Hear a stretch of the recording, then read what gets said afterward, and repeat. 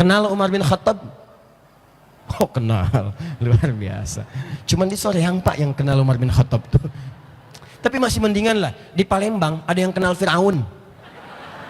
Ini masih agak lumayan. Umar itu sebelum masuk Islam, kerasnya luar biasa. Baca silakan sejarah. Umar tuh punya dua hobi. Satu, ngasah kekuatan, nantangin orang di setiap bukit. Paling favorit Jabal Kubais yang sekarang atasnya Istana Raja. Samping Zamzam, Sofa, ada kemudian tempat ngasih makan burung, ada jalan. Itu Jabal Kubais tuh. Di burung itu burung merpati. Satu kali saya sama ada seorang AKBP di situ, kita sama-sama umrah. Dia tanya, Ustadz kenapa di situ ada burung gereja? Saya bilang itu mualaf Pak, biar cepat gitu. Sampingnya Jabal Kubais. Itu hobinya Umar, naik ke Jabal Kubais. Dia bilang, siapa yang merasa kuat, berani dengan saya, maka naiklah ke Jabal Kubais ini, kita akan berduel. Tapi sebelum duel, pamit dulu pada ibu yang telah melahirkannya, karena dia akan pulang tanpa nama Umar. Di tangannya gatal kalau tiap hari itu nggak tanding. Kalau sekarang ada yang coba jadi jagoan, jalan-jalan nantangin orang, dia telat. 15 abad yang lalu sudah ada yang seperti itu, lebih jagoan. Diterlambat kalau hari sekarang pengen jadi jagoan yang tidak jelas. Kemalaman, kesiangan, kepagian, 15 abad. Hobi Umar yang kedua, itu Allahu Akbar. Sebelum masuk Islam, sebelum dititahkan untuk sholat, diantara hobinya yang kedua itu senang mabuk-mabukan. Mirasantika, sebelum Bang Oma memberikan judul, itu sudah ada prakteknya dulu. Umar paling minimal 5 kali dalam sehari mabuk.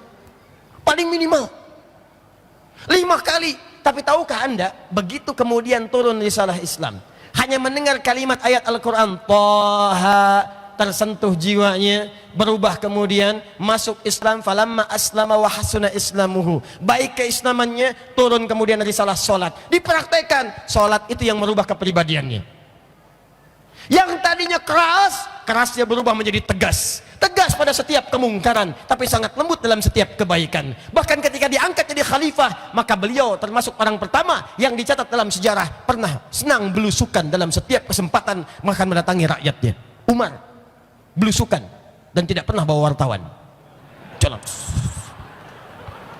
Takbir. Umar. Jadi kalau mau ditiru, bagus Pak Bupati belusukan. Umar boleh. Dan nggak usah mengenalkan diri, saya bupati. Tidak. Umar. Khalifah lewat, seorang ibu sedang kesulitan, anaknya kelaparan, ibunya pura-pura masak karena tidak ada makanan, batu digoreng, minyaknya apa, tanah, goreng-goreng pakai syair. Syairnya dia katakan, duhai khalifah, senang-senangan di istana, makan enak, rakyatnya kelaparan, duhai khalifah, duhai khalifah. Kedengaran sama Umar. Allahu Akbar, dikejar oleh Umar, dilihat. Begitu kelihatan, ajudannya tergopoh-gopoh. Allah, saya yang dihisab, bukan ajudan saya. Pergi ke Baitul Mal, bawa gandum. Kemudian gandumnya dibawa, kemudian dipikul oleh pundaknya sendiri. Ajudan ingin membawa, kata Umar, jangan, saya yang dihisab, bukan kamu. Kalaupun ada kaki anak kambing di Irak yang kemudian terpleset, maka saya yang dihisab, bukan yang lain. Dibawa gandumnya, datang ke tempat itu, dimasakkan langsung di depan ibunya. Begitu dimasakkan, sedang masak-masaknya, masih dicela oleh ibu tadi. Dasar khalifah, senangnya di istana, makan enak, yang masakin orang lain. Dan Umar nggak pernah bilang, Bu, saya khalifahnya. Tidak. Sampai kemudian jadi makanan, disuapi anak-anak itu, dibangunkan dari tidurnya, dan tidak memperkenalkan diri tentang dirinya. Bagaimana transformasi kepribadiannya berubah ketika diturunkan risalah salat. Berubah pasca Nabi wafat, luar biasa. Dan tahukah Anda ayat mirasantika, terutama minuman keras dan khamar. Khamar itu kullu ma yakhmurul aqla, sesuatu yang merusak kepada akal. Makanya kalimat Qur'annya nggak spesifik ke minuman. Narkotika itu khamar, sabu itu khamar, segala yang bikin mabuk itu khamar. Makanya kalau sekarang ada yang nyabu, ada yang sekarang terlibat narkoba, ada yang sekarang ikutan mirasantika, dia orang yang telat. Dulu sudah ada, dan orang dulu tobat. Begitu tobat, minta kepada Nabi, ya Rasulullah, tolong turunkan, minta kepada Allah ayat-ayat yang melarang khamar, mirasantika, supaya tidak diracuni akal manusia dengan keburukan khamar itu. Mohon kepada Allah. Siapa yang minta? Umar bin Khattab. Maka turunlah kemudian ayat-ayat larangan khamar dalam Al-Quran, plus dengan judi, plus dengan penipuan. Karena biasanya satu paket. Kalau orang sudah berjudi maka di sampingnya ada minuman. Kalau orang sudah minum maka tidak layak lagi kemudian kata-katanya menjadi teratur. Maka mohon kepada Allah diturunkanlah 4 tahap sampai dengan turunnya Al-Maidah ayat yang ke-90 sampai 91 itu. Siapa yang tanya? Umar. Dia agak aneh kalau orang jahiliyah turun perintah sholat berubah wujud dari yang tadinya jahiliyah tidak kenal dengan kebaikan maka naik status jadi khairu ummah. Diabadikan dalam Al-Quran surah ketiga Ali Imran ayat 110 paling kiri sebelah atas, kuntum khaira ummah ukhrijat linnas ta'muruna bil ma'ruf wa tanhauna 'anil munkar. Sekarang saya tanya pada anda, siapa di antara sekian yang sholat itu dengan sholat yang merubah kepribadian dirinya? Sekarang orang mau sholat saja takut kehilangan sandalnya. Ada yang saat takbir mundur ke belakang dikira batal ngambil kotak infak. Ada yang bahkan unik luar biasa. Sholat membuat kita tercegah dari kemungkaran. Berselisih itu mungkar. Ada orang mengerjakan sholat malah sibuk berselisih. Gara-gara sapnya kurang lurus, ribut. Ada satu kunut, satu enggak, ribut. Bahkan masjidnya ditinggalkan. Yang satu bismillah jahar, satu sir, ribut. Sholat itu menghentikan keributan. Jadi kalau ada orang ikut sholat kemudian ribut, ada yang salah dalam sholatnya. Salat itu menghadirkan ketertiban. Jadi kalau hari sholat datang ke pengajian pasti tertib. Kalau pulang tidak teratur, datang melanggar aturan, ada yang salah dalam sholatnya. Katanya ke pengajian tapi kebut-kebutan, lampu merah diterobos. Polisi menunaikan tugas, berhenti. STNK ada apa?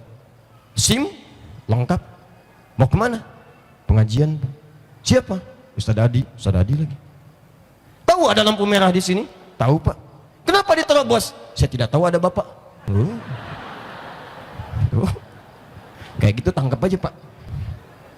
Berikan pendidikan. Jadi kalau orang sholatnya benar mustahil wa yu'allimukumul kitab. 4. Wal hikmah. Diajarkan maknanya. Ini kekurangan kita di sini nih. Kalau belajar fikih cuma 2, yang ketiga nggak dibahas. 2 itu satu bacaannya, kedua gerakannya, yang ketiga hikmahnya, esensinya, maknanya nggak diuraikan. Coba lihat sholat tuh, maaf ya, bacaannya fasih, Allahu Akbar, Al-Fatihah sampai dengan salam tuntas, bagus, tidak ada salahnya, 100%. Gerakannya sempurna, dari takbir yang sejajar dengan bahu, sejajar dengan daun telinga, dari kemudian merapatkannya, tangan yang kanan menutup yang punduk kirinya, sampai dengan salam sempurna. Tapi masalahnya kata Al-Quran, maaf, yang bagus bacaannya, benar gerakannya itu, banyak yang tidak paham tentang apa makna bacaan dan gerakannya. Saya tanya pada anda, jujur aja masing-masing, dari sekian sholat yang ditunaikan sampai detik ini, berapa persen bacaan sholat yang dipahami? Ayo. Berapa persen gerakan sholat yang dimaknai? Jangan-jangan selama ini ruku nggak ngerti yang dibaca, sujud nggak paham yang diungkapkan, duduk di antara 2 sujud minta permintaan tapi nggak ngerti yang dibaca. Bagaimana sholatnya bisa khusyuk? Rabbighfirli warhamni wajburni warfa'ni warzuqni minta rizki. Udah minta tuh isya aja 4 kali. Begitu selesai minta lagi, ya Allah berikan aku rizki. Yang tadi apa? Yang tadi warzuqni. Coba kita lihat, padahal Nabi menerangkan nih, berdiri maknanya ini. Kenapa kakinya cuma selebar bahu, tidak terlampau lebar, tidak terlampau padat, ini maknanya begini. Kenapa tangannya mengangkat begini, ini maknanya begini. Ditulis oleh para ulama kemudian kitab-kitab setelahnya. Ada asrarus shalah, ada nazarat fi ma'anis shalah, dijelaskan maknanya, ada. Kita nggak tuntas sampai situ. Dan yang kelima, wa yu'allimukum ma lam takunu ta'lamun, mengajarkan kepada kita apa yang belum kita ketahui. Nah, pengajaran Nabi ini secara singkat diterangkan oleh Nabi secara menyeluruh. Begini, bacaan sholat, gerakan sholat, saya ambil contoh sholat saya satu. Kerjakan begini, akhiri seperti ini. Nah, semua petunjuk Nabi yang diajarkan pada para sahabat itu, oleh sahabat diteruskan pada generasi setelahnya disebut dengan tabi'in. Oleh tabi'in dijelaskan pada generasi setelahnya disebut dengan tabi'ut tabi'in. Sampai ke kita sekarang, itu jalannya, lihat jalannya yang jelas dari Nabi, jalurnya ke sahabat, ke tabi'in, tabi'ut tabi'in, sampai ke kita. Jalan yang jelas ini dalam bahasa Arab disebut dengan manhaj, at-tariqul wadih, silsilah runtutan sumber pengajaran dari Nabi sampai dengan ke kita. Ini loh semua tuntunan ajarannya. Salurannya disebut dengan sanad. Pembelajarannya disebut dengan isnad. Imam Muslim dalam kitab Sahih Muslim jilid yang pertama halaman 119 posisi paling kiri sebelah atas di kitabnya membuat bab yang pertama, babul isnad minad din. Bab belajar agama dengan susunan riwayat sampai ke Nabi, itu yang akan menentukan benar tidaknya ibadah seseorang dan agama seseorang.